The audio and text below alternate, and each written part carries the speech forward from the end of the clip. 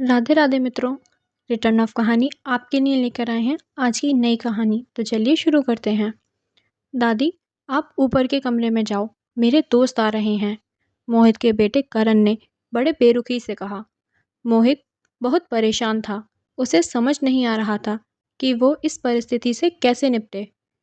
वो अपनी माँ नीलम को बहुत चाहता था, किंतु उसकी पत्नी और बच्चे उसकी माँ से बहुत दूर भागते थे क्योंकि उसकी माँ की एक आंख नहीं थी। साथ ही उसकी कमर 90 अंश पर झुकी थी। वैसे वह अपना काम सब खुद कर लेती हैं, किंतु फिर भी वो उनकी पत्नी और बच्चों के लिए हमेशा खटकती हैं। दादी, आप ऊपर के कमरे में जाओ, मेरे दोस्त आ रहे हैं, मोहित के बेटे करण ने बड़ी बेरुखी से कहा। माँ जी, आप ऊपर चली जाओ, क्यों हम लोगों को शर्मिंदा करती हो, नैना ने बेटे का पक्ष लेते हुए कहा।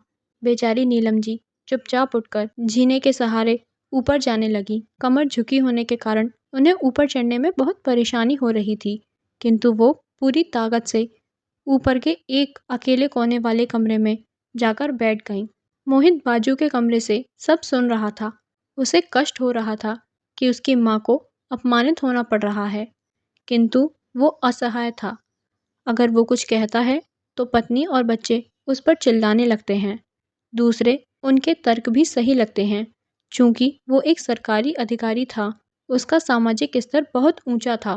उसकी ससुराल भी एक ऊंचे घराने में थी। वह चुपचाप इस तरह हर दिन अपनी माँ को अपमानित होते देखता रहता था।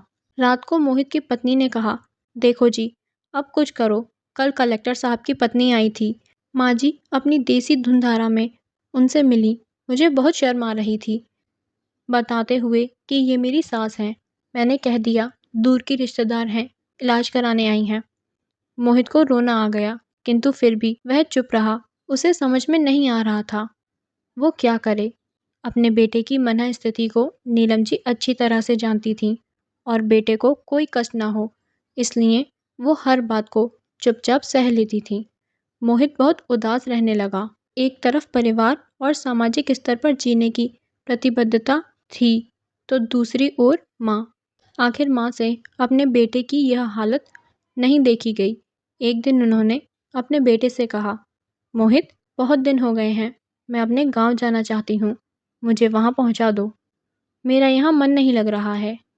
किंतु माँ, वहाँ तो कोई नहीं है, तुम्हारी देखभाल कौन करेगा? मोहित ने आश्चर्य से पूछा। बीच में नैना बोलते हुए, अरे सब गांव वाले तो हैं, और वो तुम्हारे बुआ जी और फूफा जी तो उसी गांव में रहते हैं, और फिर हम सारी व्यवस्था कर आएंगे ना। नैना की तो जैसे मन की मुराद पूरी हो गई हो।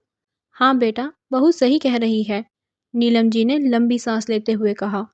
मोहित जानता था कि गांव में माँ की देखभाल करने वाला कोई नहीं है, लेकिन अपनी पत्नी की जिद के कारण वह अपनी माँ को गांव छोड़ने पर विवश हो गया।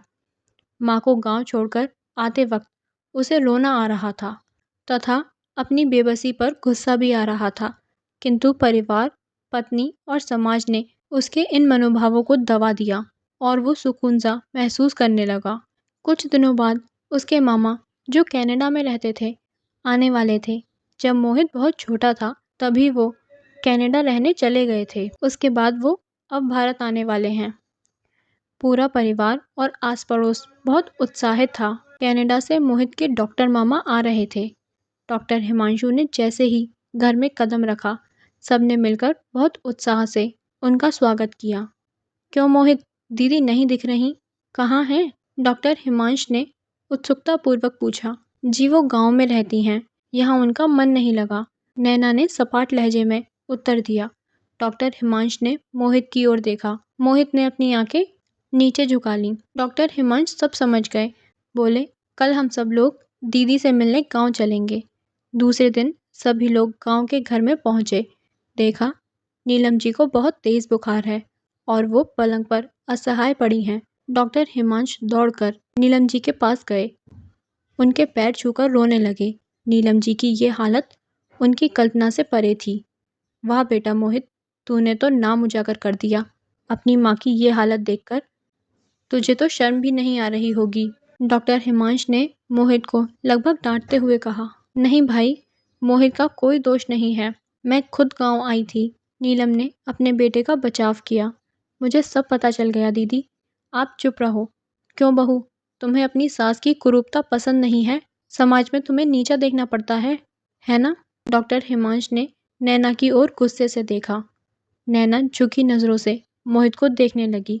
आज तुम जिस सामाजिक स्तर पर हो वो इन्हीं के संघर्ष की देन है। और बेटा मोहित, तुम्हें शायद मालूम ना हो कि बचपन में जब तुम 1 साल के थे तब छत से नीचे गिरने के कारण तुम्हारी एक आंख फूट गई थी और तुम्हारी रीढ़ की हड्डी में भी समस्या थी।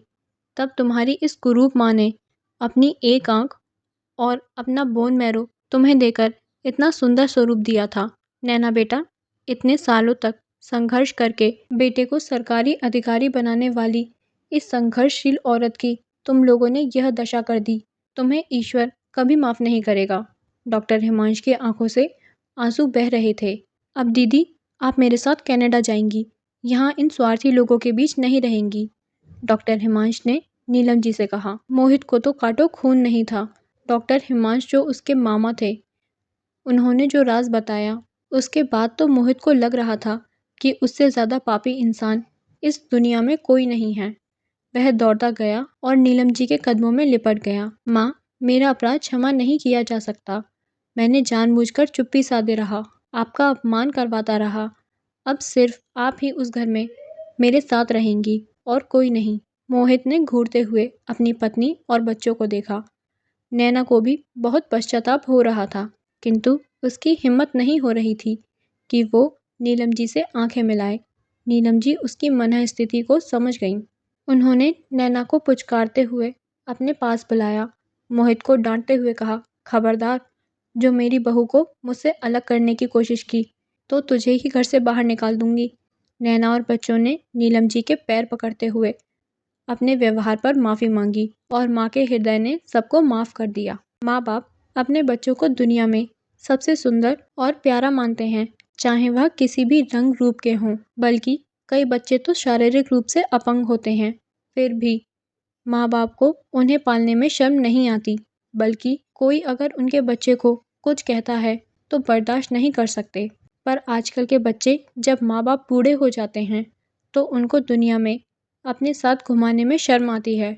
लेकिन वो भूल जाते हैं एक दिन वो भी इस जगह खड़े होंगे, क्योंकि दुनिया गोल है। अपने माँ बाप को प्यार करें। जय माता दी। इस कहानी के बारे में आपका क्या विचार है, हमें कमेंट करके ज़रूर बताएं। और साथ ही कहानी अच्छी लगी हो तो लाइक कीजिए और चैनल को सब्सक्राइब करना ना भूलिएगा। धन्यवाद।